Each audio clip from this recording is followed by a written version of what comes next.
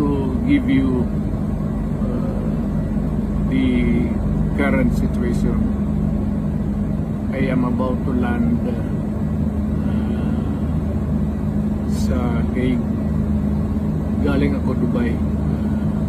Stopover for it's a long haul, it's a long flight. Okay ako. Do not worry.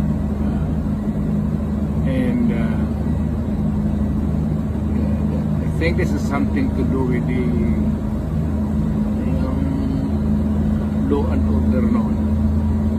At sinasabi ko naman sa mga pulis, military na trabaho kayo,